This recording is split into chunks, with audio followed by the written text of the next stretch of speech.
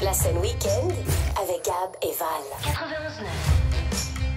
Dans la scène week-end au 91.9, on reçoit aujourd'hui peut-être une expérience qui pourrait intéresser vos plus jeunes, les familles qui nous écoutent. Le voyage est très à la mode aussi beaucoup pour la nouvelle génération, puis on en parle beaucoup et on veut pas attendre la retraite pour voyager. Ça, c'est C'est le temps, là, quand on est jeune. Ouais. Et donc, parmi ces jeunes-là qui ont le désir d'apprendre, de connaître le monde, il y en a qui le font et c'est possible de le faire aussi grâce à Échange Azimut d'éducation internationale. Est-ce que je le dis comme faut? Oui, c'est bien ça. Parce qu'il y a devant nous deux invités en studio. Sylvie Meunier, salut. Enchantée. Qui participe, qui est responsable de cet échange-là. Et aussi, quelqu'un qui l'a vécu l'an passé, Sarah Kim Simoneau-Fournier, salut. Bonjour.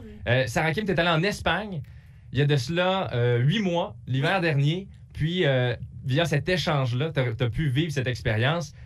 Comment, au départ, tu t'es dit « Hey, je veux aller en Espagne ». Comment ça s'est arrivé? C'est la première graine d'idée de dire « Je vais faire ça ». Ouais, c'est ça. Dans le fond, moi, je parlais déjà anglais, puis français, en fait, qui est ma langue maternelle. Puis je me suis dit « Hey, j'ai envie d'apprendre une autre langue ». Donc là, je me suis mis à regarder est-ce qu'il y a d'autres façons de l'apprendre que juste à l'école ou juste dans des livres. Puis là, j'ai vu les échanges Azimut qui me permettaient d'aller, en fait, faire une immersion espagnole dans un pays. Donc, j'ai vu qu'il y avait la possibilité d'aller au Mexique. Mais moi, je suis vraiment en amour avec l'Europe. Genre, j'adore ça.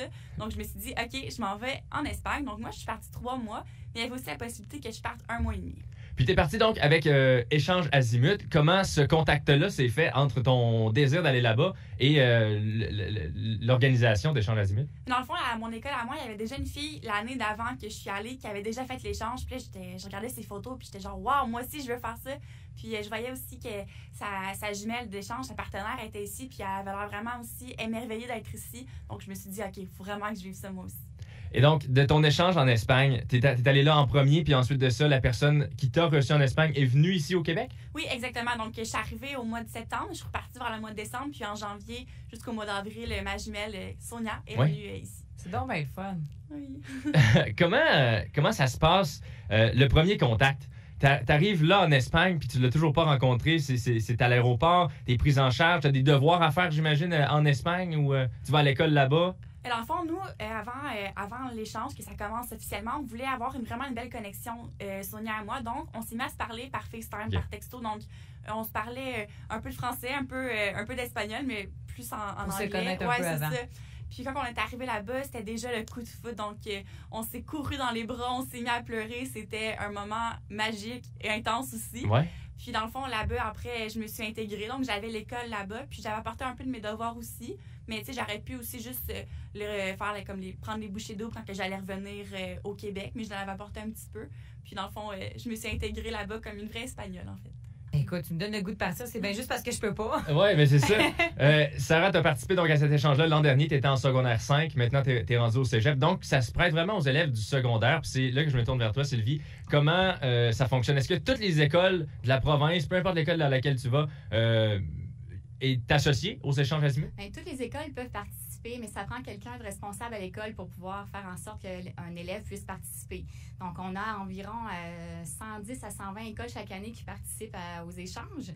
Mais si quelqu'un est en vie qui est dans une école qui n'a jamais participé, c'est pas un problème. Dans le fond, il faut seulement faire des communications, nous, de notre côté, avec la direction, puis voir si c'est quelque chose qui peut être possible. Mais on a des nouvelles écoles à chaque année qui participent, puis c'est pas un souci du tout, là. Puis c'est pas juste des voyages en Espagne. On peut aller à peu près à plein d'endroits super intéressants. On a plein de destinations. On a des échanges avec les provinces canadiennes aussi, avec l'Allemagne, avec le Mexique, en Australie.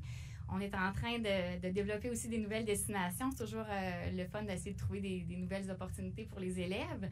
On a des échanges en France aussi. Donc, c'est pas seulement que linguistique. S'il y en a qui veulent faire des trucs puis qui ont un petit peu plus de difficultés dans l'apprentissage des langues, ça peut être tout aussi intéressant de faire quelque chose juste au niveau culturel. On a des échanges aussi pendant l'été qui sont des échanges en Ontario. Donc là, on n'a pas de volet école dans ce temps-là. C'est seulement avec les familles, par exemple. Puis la plupart du temps, ils sont en vacances dans ce temps-là. On peut-tu se donner une marge de prix comme quoi cet échange-là, ça peut coûter entre combien et combien? Est-ce que quand on s'en va dans la famille de l'échange, c'est elle qui va payer pour la nourriture, puis l'hébergement et tout ça, mais on fait la même chose pour la personne qui vient ici? Oui, c'est ça. Dans le fond, le principe de réciprocité, c'est que jamais il va y avoir des frais de scolarité qui vont être chargés à ni l'un ni l'autre des élèves en échange. Fait que ça fait que le prix est diminué aussi à cause de ça pour faire ces échanges-là.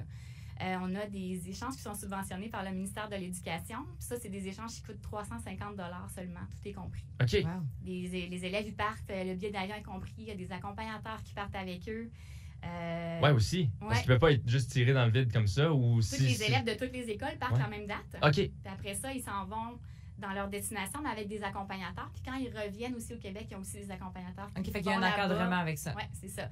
Mais ça, c'est les échanges qui sont subventionnés par le ministère. Et nous, on a développé aussi nos propres échanges qui coûtent environ, je dirais, entre 2 000 et 3 000 et 4 000, dépendamment des destinations. En Australie, c'est un petit peu plus cher. Mais, il y a des options pour tout le monde. 350, c'est possible si ça te convient. Puis sinon, ben, si on veut la totale, on peut y aller pour plus cher aussi. Ben, merci pour. Est-ce qu'on a un site web, quelque chose? C'est ça. Oui, on a un tout nouveau site web en plus qui vient de sortir. C'est échangeazimut.com. Donc, vous allez avoir toutes les opportunités qui sont indiquées là-dessus. Puis, n'hésitez pas à nous contacter. Super belle plateforme. Ouais. C'est écrit ici échange avec un s-azimut.com. Puis il faut le faire avant le 25 février. C'est ça, la date limite pour s'inscrire, c'est exactement ça. Ben, merci Sylvie, merci Sarah Kim. Merci beaucoup.